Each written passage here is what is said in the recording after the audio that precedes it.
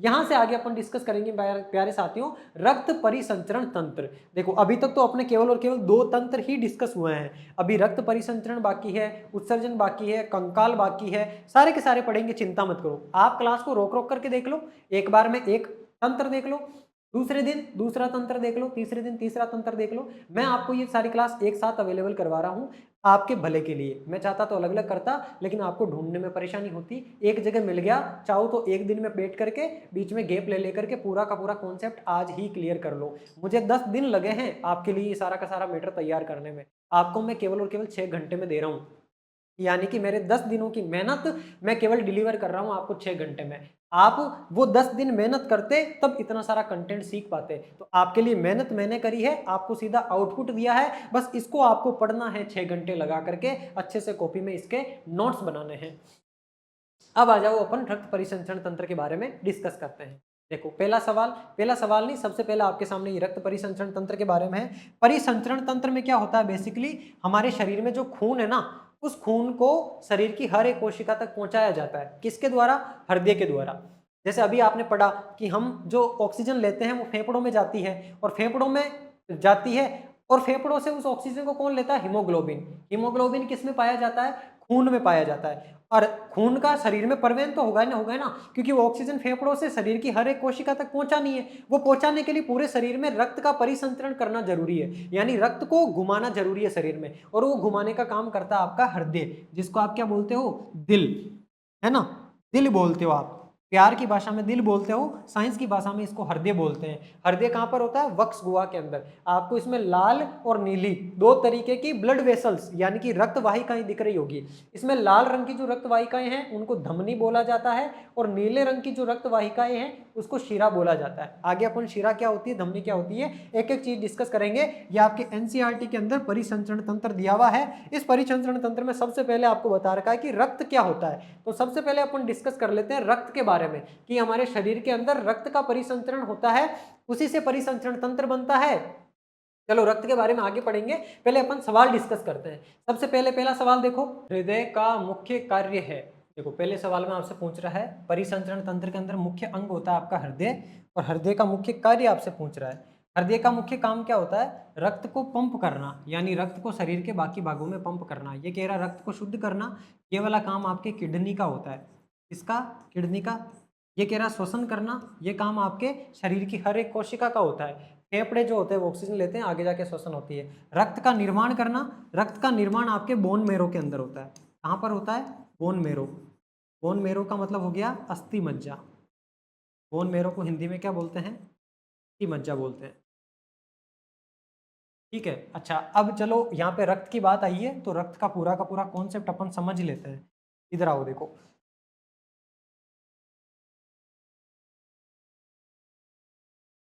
Blood यानी कि आपका जो रक्त होता है, सबसे पहली बात ये ध्यान रखोगे, इस रक्त का पीएच मान कितना होता है? रक्त का पीएच होता है 7.4, 7.4 होता है, यानी कि रक्त कैसा होता है? हल्का क्षारीय होता है। हमारा खून को कैसा होता है? हल्का क्षारीय होता है। ये जो रक्त होता है बनता कहाँ पर है? रक्त बनता है बोन मेरो के अंदर।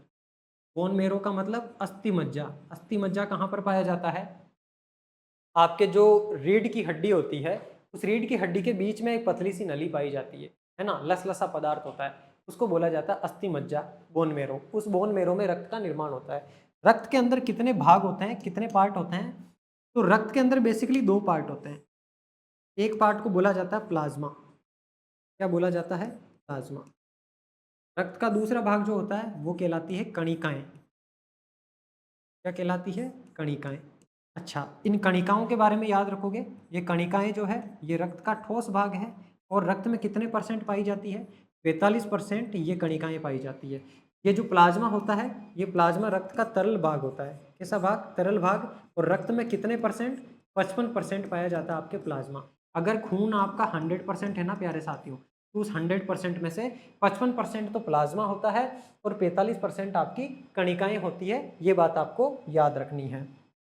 आगे चलें अपन, थोड़ा सा नीचे बढ़े, थोड़ा सा नीचे चलेंगे, तो ये जो प्लाज्मा होता है ना, इस प्लाज्मा में भी साथियों देखो 95% तो क्या होता है? जल होता है। क्या होता है? 95% जल। जबकि 5% इसमें क्या होता है? 5% इसमें होती है प्रोटीन। क्या होता है 5% में प्रोटीन। कौन कौन सी प्रोटीन होती है? एक इसमें गामा ग्लोबुलिन प्रोटीन होती है, गामा ग्लोबुलिन प्रोटीन। ये जो गामा ग्लोबुलिन प्रोटीन होती है ये हमारे शरीर में एंटीबॉडी बनाने का काम करती है। इसका मतलब जो प्लाज्मा है इसका मेन काम क्या होता है? एक को हमारी जो कणिकाएं हैं इनका प्रवाह करना, क्योंकि ये तरल भाग है तो प्रवाह करना ये मुख्य काम है आपके प्लाज्मा का। इसके अलावा प्लाज्मा का एक काम और जो है वो मुख्य रूप से क्या होता है? ये मुख्य रूप से होता है हमारे शरीर की प्रतिरक्षा प्रणाली को मजबूत करना। क्या करना? प्रतिरक्षा प्रणाली को मजबूत करना। प्रतिरक्षा प्रणाली को ये मजबूत कैसे करता है? प्लाज्मा के अंदर इस 5% भाग में जो गामा ग्लोबुलिन प्रोटीन पाए जाते हैं, ये गामा ग्लोबुलिन प्रोटीन हमारे शरीर में एंटीबॉडी का निर्माण करते हैं। इसका निर्माण करते हैं, एंटीबॉडी का निर्माण करते हैं। ये आप ध्यान रखोगे। एंटीबॉडीज का क्या मतलब होता है? एंटीबॉडीज बेसिकली वो पार्टिकल्स होते हैं हमारे शरीर में जो हमारे शरीर में उत्पन्न होने वाले रोगाणुओं से लड़ते हैं। जैसे हमारे शरीर में बैक्टीरिया चला गया, मान लो जैसे कोरोना का वायरस चला गया, उस कोरोना के वायरस से लड़ने के लिए हमारे शरीर में एंटीबॉडीज होती है जो उसको लड़ करके खत्म कर देती है और हमें स्वस्थ रखती है। तो वो जो एंटीबॉडीज होती है उनका निर्माण गामा ग्लोबुलिन प्रोटीन के द्वारा होता है, जो कि कहाँ पाया जाता है? प्लाज्मा के अंदर पाया जाता है। प्लाज्मा में 3 तरह के प्रोटीन पाए जाते हैं, वैसे आगे अपन डिस्कस करेंगे, लेकिन मुख्य होता है गामा ग्लोबुलिन प्रोटीन। अब आगे और देखो, आगे और अपन डिस्कस करें तो थोड़ा सा कलर कौन सा लेवें कि आपको दिख जाए पूरा। थोड़ा सा लाइट कलर लेते हैं ना। चलो देखो, ये जो कणिकाएं होती है, अच्छा एक बात तो पहले ऊपर यहाँ पर लिख लो यार, ये वाला कलर तो दिखेगा नहीं, चलो यही ले लेते हैं। आपका जो ये ब्लड होता है ना, खून, जो कि बोन मेरो के अंदर बनता है, इस खून को क्या बोला जाता है? तरल संयोजी उत्तक बोला जाता है। तरल संयोजी उत्तक। उत्तक जो होते हैं हमारे शरीर में 4 प्रकार के पाए जाते हैं। उसमें से एक पेशीय उत्तक होता है, एक तंत्रिका उत्तक होता है और एक संयोजी उत्तक होता है। उस संयोजी उत्तक के अंदर भी एक प्रकार होता है तरल संयोजी उत्तक। तो ये उत्तकों के अंदर हमारा ब्लड जो है ये तरल संयोजी उत्तक प्रकार का उत्तक होता है एक तरीके का। ये जो कणिकाएं हैं ये कणिकाएं पाई जाती है 3 प्रकार की। 3 प्रकार की बोले तो एक होती है आरबीसी, एक होती है डब्ल्यूबीसी और एक होती है प्लेटलेट्स। PLATELATES। तो देखो, ये जो आपके शरीर में पाई जा रही है क्या? आरबीसी। ये जो आरबीसी होती है इनको बोला जाता है रेड ब्लड सेल्स, यानी कि लाल रक्त कणिकाएं। क्या बोला जाता है इनको? लाल रक्त कणिकाएं। और ये जो लाल रक्त कणिकाएं होती है इनके अंदर पाया जाता है हीमोग्लोबिन। क्या पाया जाता है? Haemoglobin Hg। Hg, अच्छा Hb लिख देता हूँ, Hg से तो पारा हो जाता है, हीमोग्लोबिन का मतलब हो गया Hb। इस हीमोग्लोबिन की वजह से इनका कलर लाल होता है। और इस 45% में से, इस 45% में से 44% आरबीएससी होती है। यानी कि इस 45% में से 44% तो आरबीएससी होती है, बाकी 1% के अंदर आपकी डब्ल्यूबीसी और प्लेटलेट्स होती है। लाल रक्त कणिकाएं होती है, हीमोग्लोबिन वर्णक पाया जाता है। इनका काम क्या होता है? इनका काम होता है हीमोग्लोबिन के द्वारा ऑक्सीजन लेना फेफड़ों से और शरीर की एक एक कोशिका तक पहुंचाना, और उस कोशिका से CO2 लेना और वापस से फेफड़ों तक लेके आना। जो अपन ने पीछे अभी श्वसन प्रक्रम में पढ़ा, बिल्कुल वही काम। तो वो काम कौन करता है? रक्त का हीमोग्लोबिन करता है। अगर हीमोग्लोबिन नहीं होता तो आप भले ही कितनी सांस ले लो या फिर आप कितना ही खाना खा लो, आपके शरीर में कोशिकाओं में ऊर्जा उत्पन्न होगी नहीं। क्यों? क्योंकि वो ऊर्जा तब उत्पन्न होगी जब शरीर की हर एक कोशिका तक हीमोग्लोबिन के द्वारा ऑक्सीजन पहुंचाई जाएगी। तो यहाँ पर क्लियर हुआ, ये लाल रक्त कणिकाएं होती है। श्वेत रक्त कणिकाएं WBC, व्हाइट ब्लड सेल्स बोला जाता है श्वेत रक्त कणिकाएं। ये होती है आपकी श्वेत रक्त कणिकाएं, ठीक है।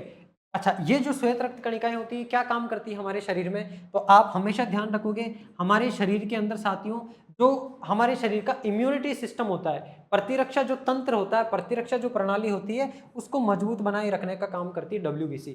जो काम एक तरीके से प्लाज्मा करता है ना, ये प्रतिरक्षा प्रणाली वाला, वही काम एज यूजुअल ये भी करती है आपकी WBC। यानी कि इनका काम होता है इम्यूनिटी सिस्टम को स्ट्रॉन्ग बनाना। इम्यूनिटी सिस्टम को स्ट्रॉन्ग बनाना ये वाला काम होता है आपकी WBC का। अगली बात आती है प्लेटलेट्स की। प्लेटलेट्स होती है, इन प्लेटलेट्स को हिंदी में बोला जाता है बिंबाणु। क्या बोला जाता है? बिंबाणु। ये जो बिंबाणु होती है साथियों, ये क्या काम करती है? ये हमारे शरीर में रक्त का थक्का जमाने का काम करती है। रक्त का थक्का। यानी कि विटामिन जो के होता है उस विटामिन के की कमी की वजह से रक्त का थक्का नहीं जमता है। यानी कि विटामिन के जो होता है वो एक तरीके से हमारे खून में प्लेटलेट्स बढ़ाने का काम करता है। और ये प्लेटलेट्स जैसे हमारे कहीं पर भी चोट अगर लग जाए तो खून बह रहा है, बहते हुए खून को रोकने के लिए खून के अंदर प्लेटलेट्स होती है, वो आकर के उस चोट के वहां पर ऊपर पूरी की पूरी जमा हो जाती है और वहां से खून को बाहर नहीं निकलने देती है। क्योंकि खून अगर हमारे शरीर में नहीं होगा, ब्लड हमारे शरीर में नहीं होगा, तो हमारे शरीर में खून की कमी होने से हर एक हर एक कोशिका के पास में ऑक्सीजन नहीं पहुंच पाएगी और उससे ऊर्जा का निर्माण नहीं होगा, तो अल्टीमेटली नुकसान तो हमें ही होगा। यहां पर एक चीज और लिख लो, वो चीज ये है कि आपकी जो ये आरबीसी है ना साथियों, इन आरबीसी को इरिथ्रोसाइट के नाम से भी जाना जाता है। यहां ऊपर लिख देता हूं मैं, आरबीसी को किस नाम से जाना जाता है? इरिथ्रोसाइट्स के नाम से जाना जाता है। इरिथ्रोसाइट्स इसके नाम से जाना जाता है आपके आरबीसी को। दूसरी है आपके सामने डब्ल्यूबीसी। डब्ल्यूबीसी को जाना जाता है आपके ल्यूकोसाइट के नाम से। डब्ल्यूबीसी का नाम यहाँ पर लिख रहा हूँ, इनको जाना जाता है ल्यूकोसाइट्स। उनके बारे में पूछा जा सकता है आपसे इन डेप्थ, ठीक है। ये ल्यूकोसाइट्स। और तीसरी आपकी प्लेटलेट्स है, प्लेटलेट्स को जाना जाता है थ्रम्बोसाइट के नाम से, तो ये भी लिख लो यहाँ पर, थ्रम्बोसाइट्स। ये आपके पूरे के पूरे खून का स्ट्रक्चर है, पूरा का पूरा जो ब्लड होता है। और ये ब्लड ही साथियों रक्त परिसंचरण तंत्र के अंदर मुख्य भूमिका के अंदर, एक तो ब्लड होता है और एक आपका हृदय होता है। हृदय जो होता है वो इसी खून को पंप करने का काम करता है। एक तो हृदय हो गया, उसके अलावा रक्त वाहिकाएं हो गई, चाहे वो आपकी धमनियां हैं या शिराएं हैं, उन धमनियों के और शिराओं के अंदर रक्त बहता है। एक रक्त है, एक हृदय है और एक रक्त वाहिकाएं हैं। मुख्य रूप से ये तीन ही होते हैं जो कि आपके किसके अंदर काम में आते हैं? आपके ब्लड को पंप करने में या फिर रक्त परिसंचरण तंत्र के अंदर काम आते हैं। तो आपने यहाँ पर चीजें देख ली। अब देखो मानव परिसंचरण तंत्र, आप देखो यहाँ पर देख पाओगे दोस्तों, ये वाला जो यहाँ पर लिखा हुआ है मानव परिसंचरण तंत्र है, जबकि आपने अभी पीछे पढ़ा, यहाँ पर देखा आपने तो यहाँ पर लिखा हुआ है परिसंचरण तंत्र। इस परिसंचरण तंत्र में सबसे पहले रक्त बताया हुआ है और यहाँ पर ये अलग चीज दी हुई है। ये दे रहा चित्र 11.11, यानी कि ये तो चैप्टर नंबर 11 है एनसीईआरटी का, जबकि ये दे रहा चित्र 15.3, यानी कि चैप्टर नंबर 15 है। इसका मतलब अलग अलग क्लास के अलग अलग चैप्टर में रक्त परिसंचरण के बारे में अलग अलग बातें दे रखी है। अलग अलग बातें का मतलब कुछ बातें तो 15वें चैप्टर में दे रखी है, कुछ बातें 11वें चैप्टर में दे रखी है। मैंने सबको मिला के एक जगह कर लिया आपके लिए। अब ये रक्त परिसंचरण तंत्र है। मानव परिसंचरण तंत्र जिसे रक्त वाहिनी तंत्र भी कहते हैं। कौन सा तंत्र कहते हैं इसको? रक्त वाहिनी तंत्र। रक्त वाहिनी तंत्र क्यों कहते हैं? क्योंकि रक्त वाहिनियों के द्वारा ही रक्त का पूरे के पूरे श्रेणी के अंदर परिसंचरण होता है, जिसमें कक्षों से बना पेशी हृदय। कितने कक्ष होते हैं पेशी हृदय के अंदर? 4 कक्ष होते हैं। पेशी हृदय, शाखित बंद रक्त वाहिनियां, यानी कि अपना परिसंचरण तंत्र भी बंद होता है, पूरी की पूरी रक्त वाहिनियां बंद होती है, उनका जाल होता है। रक्त एवं तरल समाहित होता है। रक्त इनमें बहने वाला एक तरल है, जिसके बारे में आप विस्तृत रूप से इस अध्याय में पूर्ववर्ती पृष्ठों में पढ़ चुके हैं। यानी कि इस चैप्टर के अंदर रक्त के बारे में इन्होंने पीछे ही पढ़ा दिया था। अब ये सारी की सारी चीजें बता रखी आपको हृदय के बारे में। हृदय की उत्पत्ति मध्यजन स्तर यानी कि मेसोडर्म से होती है। ये आपको हृदय दिख रहा होगा। इस हृदय के बारे में आगे अपन और डिटेल में पढ़ेंगे। तो आ जाओ अपन नेक्स्ट प्रश्न की ओर बढ़ते हैं। कह रहा है कि मानव हृदय कितने प्रकोष्ठों में विभाजित होता है? मानव का जो हृदय होता है या मानव का जो दिल होता है ना, जैसे ये आपका दिल है मानव का, इस प्रकार से मैं बनाऊं अगर, तो ये मानव का जो हृदय होता है ना साथियों, ये 4 प्रकोष्ठों में डिवाइड होता है। 4 प्रकोष्ठों में कैसे? जैसे एक प्रकोष्ठ इस प्रकार से बना हुआ होता है, एक प्रकोष्ठ इस प्रकार से बना हुआ होता है, एक इस प्रकार से और एक इस प्रकार से। ऊपर जो होते हैं उनको बोला जाता है आलिंद। ऊपर वालों को क्या बोला जाता है? ये मैं शॉर्ट में बना करके इसलिए बता रहा हूँ ताकि आपको चीजें याद हो सके। और नीचे वाले को बोला जाता है नीले। नीचे वाले को क्या बोलोगे आप? नीले। ऊपर वाले आलिंद होते हैं और नीचे वाले नीले होते हैं। बायां दायां कैसे डिसाइड करोगे? ऐसे खड़े हो जाओ, ये हृदय, ये सीधा दायां हो गया तो इधर वाला तो दायां हो गया, और इधर वाला ये बायां है तो ये वाला बायां हो गया। तो ये बायां आलिंद हो गया, बायां नीले हो गया। इसी प्रकार से इस तरफ दायां आलिंद और दायां नीले। दायां आलिंद ऊपर हो जाएगा और दायां नीले नीचा हो जाएगा। ये दायां नीले है, ये दायां आलिंद है, ये बायां आलिंद है, ये बायां नीले है। कुल कितने प्रकोष्ठ होते हैं हृदय में? 4 प्रकोष्ठ होते हैं। इसने पूछ रहा है कितने प्रकोष्ठ में विभाजित होता है? 4 प्रकोष्ठ में होता है। क्यों होता है 4 प्रकोष्ठ में? इसका कॉन्सेप्ट अभी आगे समझ आएगा। बेसिकली हमारा जो खून होता है वो 2 प्रकार का होता है। एक होता है शुद्ध रक्त, एक होता है अशुद्ध रक्त। आप कहोगे गुरुजी ये कौन सा नया लोचा हो गया? मैंने अभी आपको पीछे श्वसन तंत्र में पढ़ाया था। शुद्ध रक्त के अंदर क्या होता है? ऑक्सीजन जिस रक्त में मिली हुई होती है उसको शुद्ध रक्त बोला जाता है। जब खून हृदय के द्वारा पंप करके हमारे फेफड़ों में भेजा जाता है, हमारे फेफड़ों में जो खून आता है ना, वो शरीर की अन्य कोशिकाओं से आता है। और उसके अंदर CO2 मिली हुई होती है, तो वो अशुद्ध रक्त होता है। वो रक्त जैसे ही फेफड़ों में आएगा, फेफड़ों के अंदर जो आपकी कार्पल्स कैपिलरीज पाई जाती है, बहुत सारी छोटी छोटी कशेरुकाएं पाई जाती है, उन कैपिलरीज के द्वारा क्या किया जाता है, फेफड़ों की कुपिकाओं को हीमोग्लोबिन से लेकर के ऑक्सीजन दे दी जाती है, CO2 दे दी जाती है, और फेफड़ों में आई हुई ऑक्सीजन को खून में मिला लिया जाता है। फिर फेफड़ों से वो खून आता है हृदय के अंदर, और हृदय उस खून को पूरे शरीर में भेजता है। तो ऑक्सीजन मिला हुआ रक्त शुद्ध रक्त होता है, CO2 मिला हुआ रक्त अशुद्ध रक्त होता है। ये वाली बात ध्यान रखनी। ये आपके सामने हृदय का डायग्राम है। इस हृदय के डायग्राम में समझ लो हृदय में क्या क्या चीजें होती है। हृदय में देखो, ये तो कह रहा महाशिरा, ये तो हो गई महाशिरा, ये कह रहा है महाधमनी, ये महाधमनी है। धमनी क्या होती है और शिरा क्या होती है, पहले ये चीज समझो। धमनी क्या होती है और शिरा क्या होती है, ये चीज समझना है यहाँ पे। देखो, एक होती है धमनी, जिनको आप आर्टरीज बोलते हो। क्या बोलते हो, आर्टरीज। जो आर्टरीज होती है आपकी धमनियां होती है, और एक होती है शिरा। शिरा को बोला जाता है वेन्स। वेन्स होती है वो आपकी शिराएं होती है, और एक होती है आपकी और कशेरुकाएं, जिनको आप बोलते हो कैपिलरीज। तो ये जो धमनी है, इस धमनी का मुख्य काम क्या होता है, धमनी का मुख्य काम होता है हृदय से रक्त को बाहर निकालना। हृदय से रक्त को जो बाहर निकालने वाली होती है उसको बोला जाता है धमनी। तो हृदय से रक्त को बाहर निकालना, यहाँ पर साफ साफ लिख रहा हूं मैं, हृदय से रक्त को बाहर निकालना, ये वाला काम होता है धमनी का। तो जहां जहां हृदय से रक्त बाहर निकल रहा है वो आपकी धमनी होगी, और जहां जहां रक्त हृदय के अंदर जा रहा है वो आपकी शिरा होगी। इसके बारे में आगे अपन और डिस्कस करेंगे। अब आ जाओ, ये हृदय का चित्र है, इसमें ये दायां आलिंद है और ये दायां नीले है। तो ये रहा दायां आलिंद, ये रहा दायां नीले नीचे वाला, ठीक है। और ये इस तरफ बायां आलिंद है, ये ऊपर, ये बायां नीले है। यहाँ पर भी क्या है, फुफ्फुसीय शिरा है, और ये फुफ्फुसीय धमनी है। देखो, धमनी का मतलब तो मैंने आपको क्या बताया, हृदय से रक्त को बाहर निकालेगी, यानी कि यहाँ से तो रक्त बाहर निकलेगा। और जो शिरा होती है वो शिरा क्या करती है, हृदय के अंदर रक्त को लेके आती है, यानी कि इस शिरा के द्वारा हृदय में रक्त आएगा। ये जो शिरा है, इस शिरा से फेफड़ों से हृदय में रक्त आएगा। अब वो रक्त आ गया इसके अंदर, इसके अंदर रक्त आकर के किस में जाएगा, दाएं नीले में। अब ये दायां नीले क्या करेगा, इस रक्त को यहाँ से इस महाशिरा के द्वारा बाहर निकालेगा। अब ये महाशिरा होगी। अच्छा, दूसरा होता है धमनी। चलो, इसके बारे में आप कंफ्यूज हो जाओगे, अभी आप केवल इतना सा समझो कि धमनी क्या होती है और शिरा क्या होती है। और हृदय के अंदर जो ये काट लगी हुई होती है ना, इस काट को मैं आपको शॉर्ट में समझाऊंगा आगे, इतना इस डायग्राम के अंदर उलझो मत। यहाँ आ जाओ अगले सवाल में, कौन सी रक्त वाहिनियों में शुद्ध ऑक्सीजनित रक्त प्रवाहित होता है। अब इसने बहुत ही शानदार सवाल पूछा है कि कौन सी रक्त वाहिनियां, ब्लड वेसल्स ऐसी होती है जिनके अंदर शुद्ध यानी कि ऑक्सीजनित रक्त बहता है। महाशिरा में बहता है, फुफ्फुसी शिरा में बहता है, महाधमनी में बहता है, या फुफ्फुसी धमनी के अंदर बहता है। तो इसके बारे में मैं पूरा का पूरा कॉन्सेप्ट आपको अब समझाने जा रहा हूँ, जिसमें ये हृदय किस प्रकार से काम करता है, ये भी चीज आपको समझ आ जाएगी। आ जाओ यहाँ पे, आ जाओ। देखो, यहाँ पे एक नया पेज ले लेते हैं पहले अपन, है ना। देखो, इस पेज के अंदर समझते हैं सारी की सारी चीज़ों को डिटेल में, उसके बाद में ये डायग्राम क्या कहना चाह रहा है वो भी चीज़ समझा दूंगा मैं आपको। सबसे पहले अपन बना लेते हैं अपना दिल। देखो, यहाँ पर बना रहा हूँ मैं आपका दिल, ठीक है। दिल कह लो या हृदय कह लो, ये हो गया आपका हृदय। अब इस हृदय के ऊपर मैं बना रहा हूँ फेफड़े, और नीचे बना रहा हूँ शरीर की कोशिकाएं। क्योंकि हृदय का काम क्या है, हृदय का मेन काम है ब्लड को पंप करना, यानी कि ब्लड को पूरे के पूरे शरीर के अंदर भेजना, ये काम होता है हृदय का।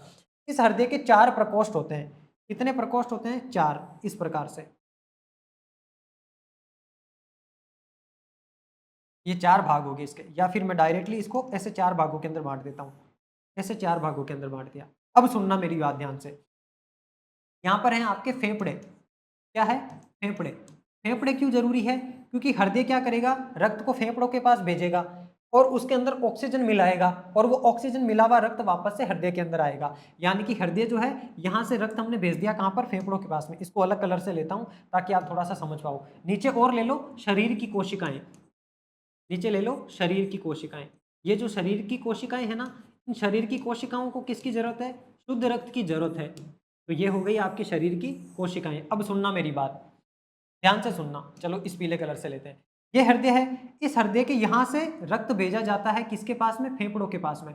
अच्छा, ये जो हृदय से रक्त बाहर निकल रहा है, तो इसको मैं इस प्रकार से दिखा दूं क्या, इस प्रकार से ये ऊपर जा रहा है। अलग कलर से दिखाता हूं इसको भी। ये इस प्रकार से रक्त ऊपर जा रहा है ऐसे, ठीक है। अब ये रक्त गया फेफड़ों के पास, फेफड़ों के पास जाएगा तो फेफड़ों ने क्या लिया है, फेफड़ों ने जब श्वास ली तो ऑक्सीजन ली अपने पास, तो वो क्या करेंगे, इस रक्त में ऑक्सीजन मिला देंगे। क्या मिला देंगे, ऑक्सीजन मिला देंगे। और ये जो रक्त आया है इसमें क्या थी, इसमें CO2 थी, उसको फेफड़ों ने लेकर के बाहर छोड़ दिया और ऑक्सीजन मिला करके उस ऑक्सीजन को वापस भेजा हृदय के अंदर। ठीक है, इसका मतलब ये दूसरी बार हृदय के अंदर रक्त आ गया। मैंने आपको बताया धमनी क्या होती है, अभी मैंने आपको पीछे बताया धमनी क्या होती है, हृदय से रक्त को बाहर निकालने का काम होता है धमनी का। इसका मतलब हृदय से रक्त को बाहर एक तो ये निकाल रही है, इसका मतलब ये धमनी है। ये क्या है, ये धमनी है।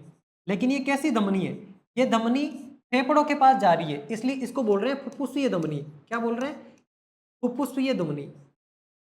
फुफ्फुसीय धमनी इसको क्यों बोला, धमनी तो क्यों है, क्योंकि हृदय से रक्त को बाहर निकाल रही है, बाहर निकाल रही है इसलिए धमनी हो गई, और बाहर निकाल करके फेफड़ों के पास ले गई इसलिए फुफ्फुसीय धमनी हो गई। अब देखना, ये नीले है, ये तो आलिंद हो गया ऊपर वाला, ये नीले है। अब इस नीले से क्या होगा, रक्त बाहर निकलेगा। तो इस नीले से मैं यहां से निकाल दूं, क्योंकि हालांकि हृदय के अंदर अलग प्रक्रम होता है, लेकिन जैसे ही आलिंद में आया, आलिंद इसको नीले के पास भेजेगा और नीले से जो रक्त बाहर निकलेगा वो रक्त निकल करके किसके पास में जाएगा, इसको मैं ऊपर से ही निकालता हूं फिर आपके, है ना। ये जो है ना, ऐसे ऐसे प्रक्रम होता है कि ये इसके अंदर आएगा, इस प्रकार से इसमें आएगा, और इसके पीछे होते हैं प्रकोष्ठ, उन प्रकोष्ठ के द्वारा पीछे से ऐसे रक्त निकलता है इनसे, ये रक्त निकल करके शरीर की कोशिकाओं में आता है। तो अब देखना, मेरी बात ध्यान से सुनना, ये देखो हृदय से दूसरी बार रक्त बाहर निकल रहा है यहाँ से, है ना। एक तो यहाँ पर बाहर निकला, दूसरी बार यहाँ भी बाहर निकल रहा है, यहाँ बाहर निकल रहा है तो ये भी क्या होगी, ये भी धमनी होगी। लेकिन ये धमनी कैसी होगी, ये महाधमनी होगी। महाधमनी क्यों होगी, क्योंकि ये शरीर की कोशिकाओं के पास में रक्त को लेकर के जा रही है, और ये जो रक्त जा रहा है ये रक्त कैसा है, ये O2 जनित रक्त है। कैसा है, ये ऑक्सीजनित रक्त है। इस वाले रक्त में क्या है, ऑक्सीजन है। फेफड़ों के पास क्योंकि ऑक्सीजन थी, उस ऑक्सीजन को फेफड़ों ने इस रक्त में मिलाया, और ये रक्त आया पहले आलिंद के पास, आलिंद ने नीले के पास भेजा, नीले ने इस रक्त को निकाल करके कोशिकाओं के पास भेज दिया। यानी कि ये जो रक्त आ रहा है इस रक्त में क्या है, O2 है। अब O2 आ गई कोशिकाओं के पास, कोशिकाओं ने O2 को लिया, भोजन बनाया, भोजन बना करके जो CO2 प्रोड्यूस हुई, उस CO2 को क्या करा, वापस से हृदय के पास भेज दिया। तो यहां से जो CO2 आएगी ना, यहां से इस प्रकार से देखो, इस प्रकार से ये CO2 आ गई, ये लो, ये CO2 आ गई, ये लो। इसको मैं अलग कलर दिख देता हूं, ये अलग कलर हो गया। अब यहां से जो CO2 वाला रक्त है ना, ये CO2 वाला रक्त आ गया हृदय के अंदर, और हृदय के अंदर भी आया तो कैसा आया, हृदय में आलिंद के अंदर रक्त आता है, तो आलिंद में ऐसे आएगा और ऐसे घूम करके नीचे से ऐसे पीछे से जाएगा, नीले से निकलेगा। तो ऊपर वाला आलिंद है, नीचे वाला नीले है, तो आलिंद में आया रक्त और नीले से बाहर निकल गया। तो यहाँ पर क्या प्रक्रम हुआ है, यहाँ पर ये जो रक्त आया है, ये रक्त कौन सा है, CO2 वाला रक्त है। अब देखो, मैंने आपको बोला कि एक तो बोला जाता है धमनी, एक बोला जाता है शिरा। हमने धमनी किसको बोला, जो हृदय से रक्त को बाहर निकालती है। तो बाहर एक तो यहाँ पर निकला, तो ये हो गई फुफ्फुसीय धमनी। इस फुफ्फुसीय धमनी के अंदर रक्त कैसा है, रक्त तो CO2 वाला है, CO2 वाला रक्त हृदय में आया और ये ऊपर गया, यानी कि ये वाला रक्त तो CO2 वाला है। अब फेफड़ों के अंदर रक्त आया, इसलिए इसको फुफ्फुसीय धमनी बोल दिया। इसने हृदय से रक्त बाहर निकाला, और एक हृदय से रक्त बाहर किसने निकाला, इस महाधमनी ने निकाला। लेकिन यहां पर देखोगे आप, यहाँ हृदय के अंदर रक्त आ रहा है, यहाँ आ रहा है, तो इसको क्या बोलेंगे, इसको बोलेंगे शिरा। क्या बोलेंगे, इसको शिरा। और शिरा कैसी है, ये फेफड़ों से रक्त को लेकर के आ रही है, तो इसको फुफ्फुसीय शिरा बोलेंगे, फुफ्फुसीय शिरा। और यहाँ पर देखो, ये क्या है, ये हृदय के अंदर रक्त को लेकर के आ रही है, यानी कि ये भी हृदय के अंदर ला रही है। बाहर निकालने वाली तो धमनी होती है और अंदर लाने वाली शिरा होती है, तो ये वाली भी क्या होगी, शिरा होगी, क्योंकि ये भी अंदर ला रही है। लेकिन इसको बोलेंगे महाशिरा। महाशिरा क्यों बोलेंगे, क्योंकि शरीर की कोशिकाओं से रक्त को अंदर ला रही है। अब यहाँ पर पूरा कॉन्सेप्ट समझ आ गया होगा आपको। धमनी में और शिरा में अब कभी भी आप कंफ्यूज नहीं होगे। एक एक चीज को वापस से ध्यान से समझना। हमने बोला धमनी क्या होती है, धमनी वो रक्त वाहिकाएं होती है जिनके अंदर जो मतलब हृदय से रक्त को बाहर निकालती है। तो एक तो बाहर निकाल रही है ये वाली, लेकिन ये CO2 वाला रक्त है, तो ये बाहर निकाल रही है, तो ये धमनी हो गई। लेकिन इस धमनी को फुफ्फुसीय धमनी बोला क्यों, क्योंकि फेफड़ों के पास रक्त ले जा रही है, और फेफड़ों से वापस रक्त हृदय में कौन ला रही है, हृदय में रक्त लाने वाली को शिरा बोलते हैं। तो ये शिरा, और ये क्योंकि फेफड़ों से ला रही है इसलिए इसको फुफ्फुसीय शिरा बोल दिया। अब ये फुफ्फुसीय शिरा हृदय से रक्त को वापस बाहर निकाल रही है, बाहर निकालने वाली धमनी, इस धमनी ने बाहर निकाल के शरीर की कोशिकाओं के पास भेजा। अब शरीर की कोशिकाओं के पास O2 वाला रक्त आया, इन्होंने ग्लूकोज का खंडन किया और CO2 बनाया। ये CO2 वाला रक्त वापस से हृदय के अंदर गया। अब हृदय के अंदर जा रहा है CO2 वाला रक्त, तो ये CO2 वाला रक्त, क्योंकि रक्त हृदय में जा रहा है तो हृदय में ले जाने वाली शिरा होती है, तो इसको महाशिरा बोल दिया। अब देखो, इस सवाल में क्या पूछा है कि कौन सी रक्त वाहिकाओं में शुद्ध रक्त बहता है, शुद्ध रक्त प्रवाहित होता है। मुझे बताओ शुद्ध रक्त का मतलब क्या होता है, ऑक्सीजन वाला रक्त शुद्ध रक्त होता है। अब शुद्ध रक्त किस किस के अंदर बह रहा है ये अपन डिसाइड करते हैं। इधर आओ, देखो आप खुद ही डिसाइड करोगे, मैं कुछ नहीं करूंगा। शुद्ध रक्त किस किस में है, देखो एक तो इसमें कौन सा है, इसमें CO2 है, यानी कि महाशिरा के अंदर अशुद्ध रक्त होता है। यहाँ देखोगे आप, इसमें भी CO2 है, ये कौन सी है, फुफ्फुसीय धमनी, इसमें भी अशुद्ध रक्त है। जबकि शुद्ध रक्त किसमें है, एक तो फुफ्फुसीय सिरा के अंदर शुद्ध रक्त है क्योंकि इसमें ऑक्सीजन मिली हुई है, और एक महाधमनी के अंदर शुद्ध रक्त है क्योंकि इसमें ऑक्सीजन मिली हुई है। तो एक तो फुफ्फुसीय सिरा और एक महाधमनी, इन दोनों में शुद्ध रक्त है। तो देखो फुफ्फुसीय सिरा इसमें शुद्ध रक्त है और महाधमनी इसमें शुद्ध रक्त है, जबकि महाशिरा के अंदर CO2 वाला रक्त होता है। ये रही महाशिरा, इसमें CO2 लेकर के जा रहा है रक्त। इसके अलावा जो आपकी फुफ्फुसीय धमनी है, फुफ्फुसीय धमनी कौन सी, ये रही फुफ्फुसीय धमनी, देखो ये रही फुफ्फुसीय धमनी, क्योंकि फेफड़ों की ओर रक्त लेके जा रही, इसमें भी CO2 है, यानी कि ये भी अशुद्ध रक्त है। इसका मतलब हृदय का जो बायां भाग होता है उसमें शुद्ध रक्त होता है और दाएं भाग में अशुद्ध रक्त होता है, और दाएं भाग में एक धमनी होगी और एक शिरा होगी। धमनी कौन सी होगी, धमनी फुफ्फुसीय धमनी होगी क्योंकि वो फेफड़ों के पास अशुद्ध रक्त को ले जा रही है, और शिरा कौन सी होगी, महाशिरा होगी, क्योंकि वो रक्त को शरीर की कोशिकाओं से लेकर के आ रही है। तो इस प्रकार से ये हृदय का पूरा प्रक्रम काम करता है। तो इस सवाल का राइट आंसर हो जाएगा 2 व 3, तो केवल 2 व 3 ऑप्शन नंबर बी आप चूज कर लोगे। Is it clear, clear. चलो अब इस डायग्राम के ऊपर आओ। हमने क्या बात करी, हृदय से रक्त को बाहर निकालने वाली कौन होती है, बाहर निकालने वाली तो होती है आपकी कौन, धमनी। तो अब मुझे इसमें बताओ कि बाहर कहाँ कहाँ से निकलेगा। अपने पीछे देखा, और शिरा जो होती है वो रक्त को अंदर लाती है। इसका मतलब शरीर की कोशिकाओं से ये महाशिरा है, इससे तो शरीर के अंदर रक्त आ रहा है। देखो इससे शरीर के अंदर रक्त आ रहा है। अब ये रक्त आया क्योंकि अशुद्ध रक्त है, क्योंकि महाशिरा है, CO2 वाला रक्त है, अशुद्ध रक्त है। पहले आया बाएं दाएं आलिंद के अंदर, आलिंद में आया, आलिंद ने भेजा नीले के पास, और इस नीले ने क्या करा, नीले ने इस प्रकार से निकाल करके फुफ्फुसीय धमनी के माध्यम से फेफड़ों के पास भेज दिया। अभी अभी आपने डायग्राम देखा, फुफ्फुसीय धमनी से फेफड़ों के पास भेज दिया। इस डायग्राम को इसके पास ले आता हूं ताकि आप आसानी से समझ पाओ। देखो फुफ्फुसीय धमनी है, इसने रक्त बाहर निकाला, और महाशिरा ने रक्त अंदर लिया। ये रही देखो महाशिरा, ये महाशिरा रक्त को अंदर ले रही है, और ये फुफ्फुसीय धमनी रक्त को बाहर निकाल रही है। बाहर निकाल के कहाँ भेज रही है, फेफड़ों के पास। तो इससे तो रक्त अंदर आया और इससे रक्त ऐसे जाके बाहर निकल गया। अब देखना दूसरी बात, दूसरी बात क्या है, दूसरी बात है ये फुफ्फुसीय सिरा। फुफ्फुसीय सिरा कहाँ पर है, ये रही फुफ्फुसीय सिरा, ये देखो ये फुफ्फुसीय सिरा है, ये फेफड़ों से रक्त को हृदय के अंदर ला रही है, हृदय के अंदर ला रही है, यानी कि ये रही फुफ्फुसीय सिरा, ये रक्त को हृदय के अंदर ला रही है। तो इधर से ये हृदय के अंदर रक्त को लेके आएगी, लाने दो इसको, चलो ये लेके आ गई हृदय के अंदर रक्त को, ये लेकर के आ गई। अब ला करके इसने किस में भेजा, नीले में भेजा, और नीले ने भाई साहब ऐसे लेके इस धमनी के द्वारा बाहर निकाल दिया। ये महाधमनी, ये महाधमनी शरीर के अंदर रक्त को ले जाएगी। और देखोगे इस तरफ तो लाल रक्त है, लाल रक्त शुद्ध होता है, यानी कि ये जो होता है लाल रक्त किसके अंदर बहता है, लाल रक्त बहता है आपके शुद्ध रक्त होता है वो वाला, और नीला रक्त कौन सा होता है, अशुद्ध रक्त होता है। तो ये इधर नीला है इधर लाल है, मैंने कलर उल्टा यूज करा है ताकि आपको मिक्स नहीं हो चीजें। बाकी ये लाल रक्त है, तो ये वाला कौन सा भाग है, बायां भाग। बाएं भाग में शुद्ध रक्त बहता है, दाएं भाग में अशुद्ध रक्त बहता है। आई होप ये वाला पूरा कॉन्सेप्ट क्लियर।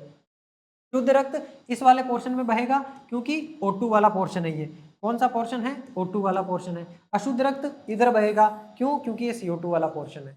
ठीक है, चलो बढ़ते हैं आगे। ये वाला सवाल भी हो गया अपना। ये चीज देखो, ये समझा रखी है जो मैंने अभी आपको समझाया। ये हृदय बना रखा है इन्होंने छोटा सा, इस छोटे से हृदय में ये शरीर की उत्तक या शरीर की कोशिकाएं बना रखी।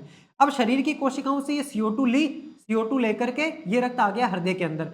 ये दाएं आलिंद के अंदर आया और आलिंद ने नीले को भेजा, नीले ने पंप करके कहाँ भेजा, फेफड़ों के पास भेजा। तो ये तो हो गई फुफ्फुसीय धमनी, ठीक है। और ये हो गई सिस्टमेटिक शिरा यानी कि महाशिरा। महाशिरा क्यों, क्योंकि ये CO2 को लेकर के आ रही है। तो ये अशुद्ध रक्त है, नीला नीला दिख रहा है, ये नीला नीला रक्त गया फेफड़ों के पास, फेफड़ों ने CO2 तो इससे ले ली और O2 इसमें मिला दी। उस O2 को लेकर के इस फुफ्फुसीय शिरा के द्वारा हृदय में डाल दिया। इस हृदय में आ गया आलिंद के पास, फिर नीले के पास, नीले ने इसको बाहर भेजा। ये O2 वाला रक्त है, ये सिस्टमेटिक धमनी यानी कि महाधमनी, ये शरीर की कोशिकाओं के पास ऑक्सीजन लेकर के आ गई। अब ये पूरा का पूरा प्रोसेस पूरे शरीर के अंदर चलता रहता है। ये हृदय है, हृदय के 4 प्रकोष्ठ है। अच्छा 4 प्रकोष्ठ क्यों है, अलग अलग है प्रकोष्ठ, ताकि ये शुद्ध रक्त और ये अशुद्ध रक्त आपस में मिल ना जाए, इसलिए सारे के चारों प्रकोष्ठ अलग है। और यहाँ पर आलिंद में एक बार जो रक्त आ गया ना, वो वापस से ऊपर नहीं जा सकता, आलिंद से आगे नीले में ही जाएगा। यानी कि एक बार जो रक्त इस आलिंद के अंदर आ गया ना, वो आलिंद से नीचे ही जाएगा और नीचे जाकर के इस नीले से बाहर निकलेगा ये फुफ्फुसीय धमनी के द्वारा। ये फुफ्फुसीय धमनी फेफड़ों के पास में ले जाएगी और ये फुफ्फुसीय सिरा है, ये रही फुफ्फुसीय सिरा, ये हृदय के अंदर रक्त को लेकर के आएगी। ये शुद्ध रक्त आया, ये रक्त आकर के नीले के अंदर आया, नीले ने इस रक्त को वापस बाहर भेजा और ये बाहर महाधमनी के द्वारा बाहर शरीर को भेज दिया गया। ये महाधमनी है, ये शरीर की ऊतक और शरीर की कोशिकाओं के पास में भेज दिया गया। थोड़ा सा टाइम जरूर लगा अपन को, लेकिन ये वाला कॉन्सेप्ट आपका पूरा का पूरा अच्छे तरीके से क्लियर हो गया। अब यहाँ से एग्जामिनर आपसे ये भी पूछ सकता है, शरीर के कौन से हृदय के कौन से भाग में शुद्ध रक्त बहता है। मैं यहाँ पर लिख देता हूँ आपके सामने, है ना। देखो, एक नया पेज ले लेते हैं और इस नए पेज के ऊपर लिख लेते हैं। पहली बात तो शुद्ध रक्त, शुद्ध रक्त कहाँ कहाँ पर प्रवाहित होता है शरीर के अंदर। शुद्ध रक्त अगर अपन हृदय की बात करें, पहली बात तो शुद्ध रक्त की अगर बात करें तो कौन कौन सी वाहिकाओं में होता है। ये शुद्ध रक्त वाहिकाओं की बात करें तो एक तो महाधमनी के अंदर शुद्ध रक्त होता है। किसमें होता है? महाधमनी के अंदर शुद्ध रक्त होता है। इस महाधमनी के अलावा किसमें होता है? फुफ्फुसीय सिरा के अंदर, फुफ्फुसीय सिरा, क्योंकि फुफ्फुसीय सिरा क्या करती है? फेफड़ों से ऑक्सीजनित रक्त को लेके आती है। और शुद्ध रक्त का मतलब हो गया O2 वाला रक्त। अच्छा, ये तो हो गई वाहिकाएं। इसके अलावा शुद्ध रक्त किस में होता है? शुद्ध रक्त हृदय में भी होता है। हृदय में भी कौन सा? इस तरफ सीधा है दायां, इस तरफ बायां, यानी कि बाएं आलिंद और बाएं नीले के अंदर। बायां आलिंद, बायां आलिंद, आलिंद हृदय के ऊपर होता है और नीचे लिख लो आप बायां नीले, ये बायां नीले। तो बाएं आलिंद और बाएं नीले के अंदर क्या होता है? शुद्ध रक्त होता है। जबकि अगर अपन बात करें अशुद्ध रक्त की, तो अशुद्ध रक्त किस किस में होता है? ये भी लिख लो, अशुद्ध रक्त। अशुद्ध रक्त का मतलब हो गया CO2 मिला हुआ रक्त। जिस रक्त के अंदर CO2 मिली हुई होती है वो अशुद्ध रक्त होता है। और ये जो अशुद्ध रक्त होता है किस किस में होता है? जिस प्रकार से महाधमनी में हुआ उसी प्रकार से महाशिरा के अंदर होगा। एक तो महाशिरा में अशुद्ध रक्त होता है। महाशिरा के अलावा एक और कौन सी हो जाएगी आपकी? फुफ्फुसीय धमनी,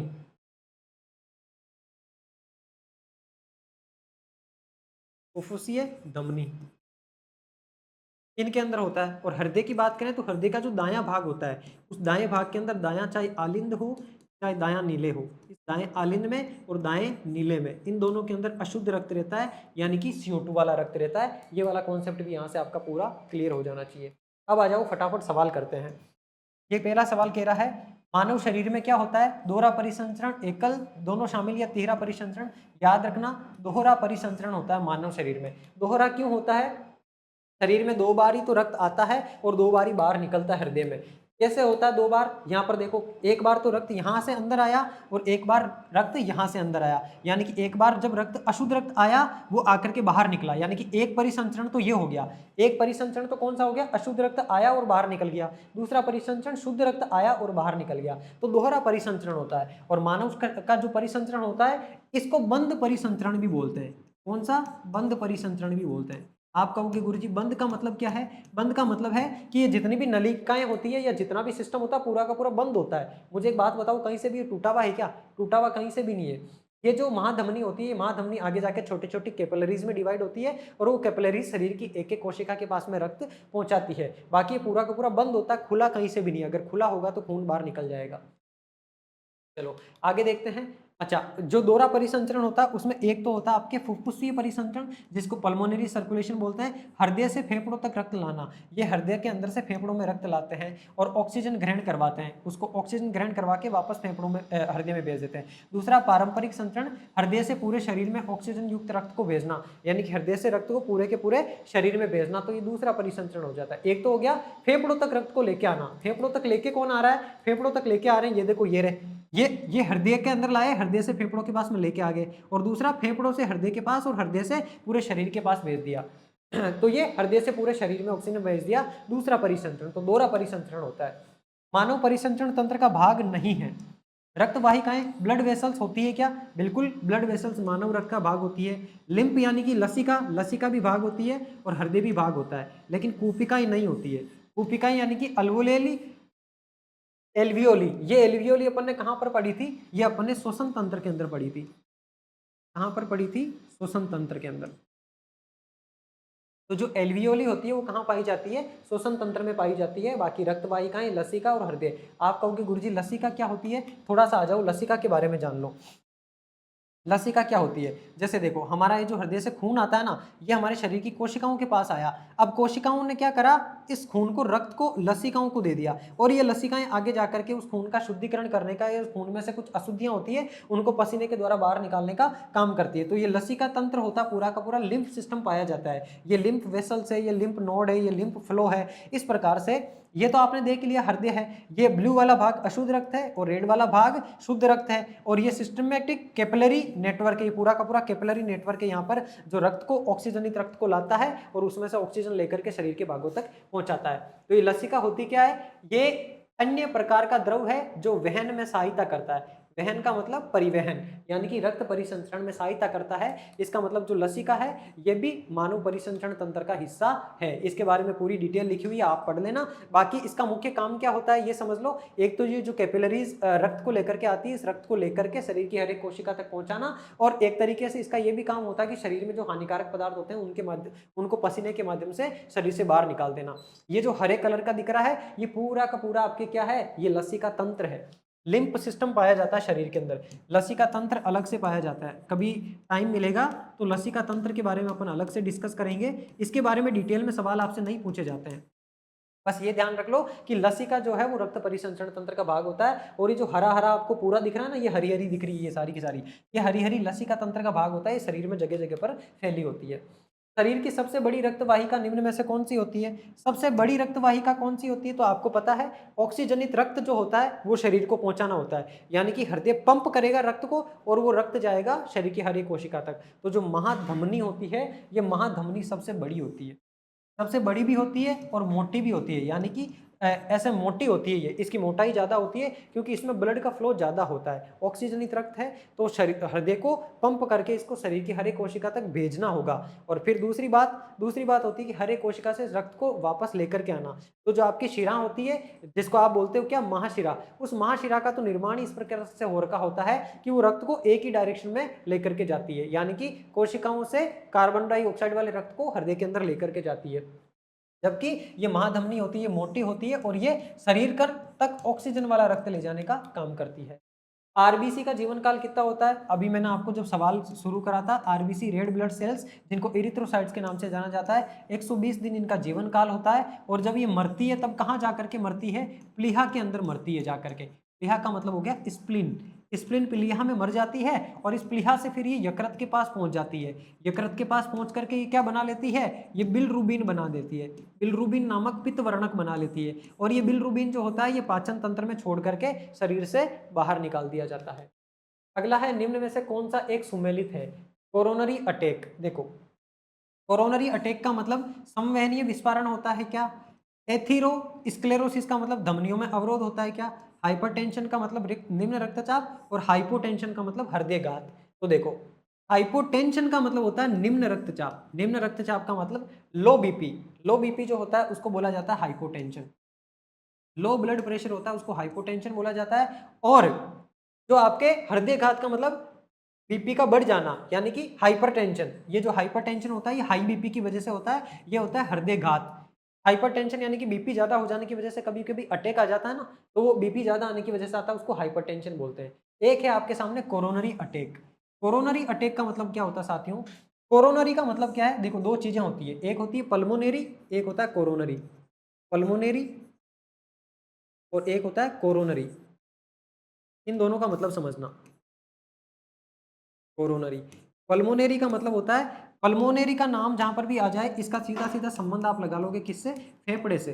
अगर पल्मोनरी कहीं पे शब्द लिखा हुआ मतलब वो फेफड़े से संबंधित है, और कोरोनरी शब्द अगर कहीं पे लिखा हुआ है तो वो हृदय से संबंधित है। इतनी सी बात ध्यान रखोगे।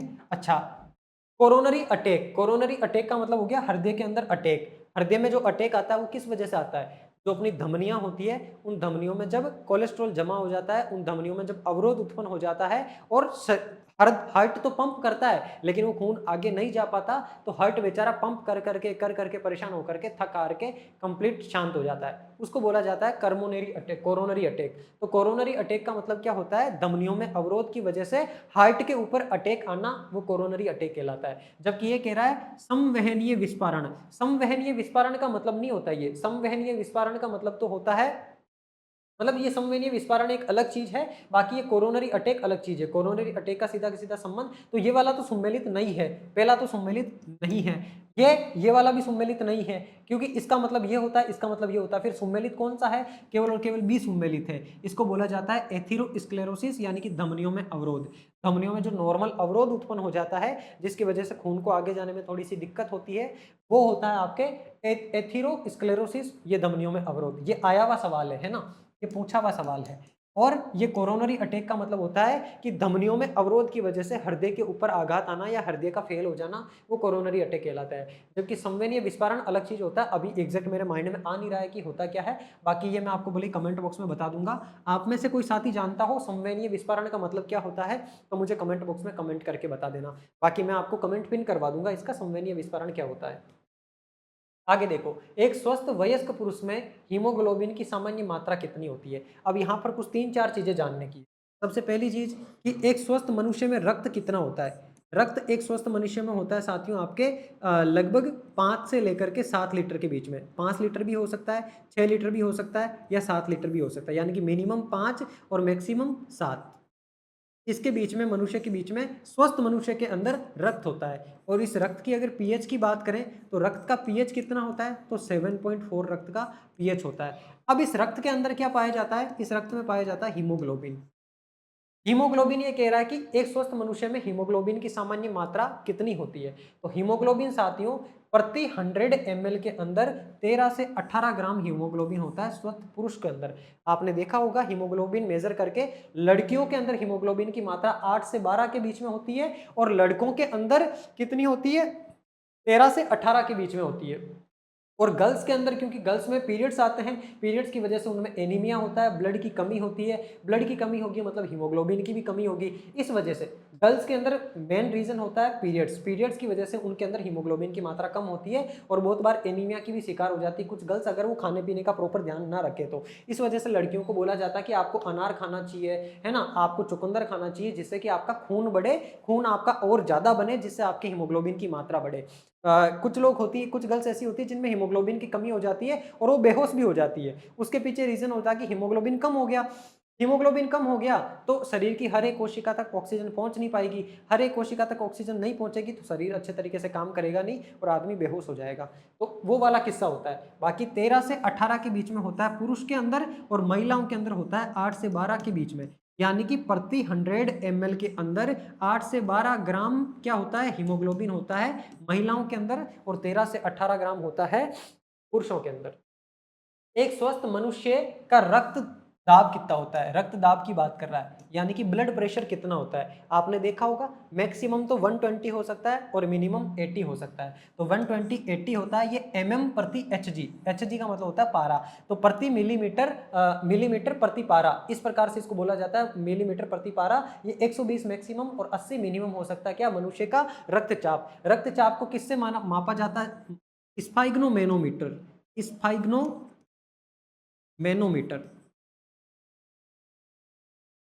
इसके द्वारा मापा जाता है किसको, रक्तचाप को। रक्तचाप कह लो या रक्तदाब कह लो, तो रक्तदाब को मापने का जो यूनिट होता है, मापने का जो क्या है यंत्र होता है, उसको बोला जाता है स्पाइग्नोमेनोमीटर। एक होता है स्टेथोस्कोप। क्या होता है, स्टेथोस्कोप। स्टेथोस्कोप किसको बोला जाता है, ये स्टेथोस्कोप हृदय की धड़कन को मापता है। किसको मापता है, हृदय की धड़कन को। तो ध्यान रखना ये दोनों चीजें अलग अलग है। स्टेथोस्कोप तो धड़कन को मापता है, जबकि स्पाइग्नोमेनोमीटर आपके रक्त दाब को मापता है। अब आपके सामने ये एनसीईआरटी की एक कटिंग लगी हुई है, जिसके अंदर इसने रक्त दाब के बारे में पूरी की पूरी बात बता रखी है। मैक्सिमम 120 mm पारा हो सकता है, और मिनिमम जो है 80 mm पारा हो सकता है।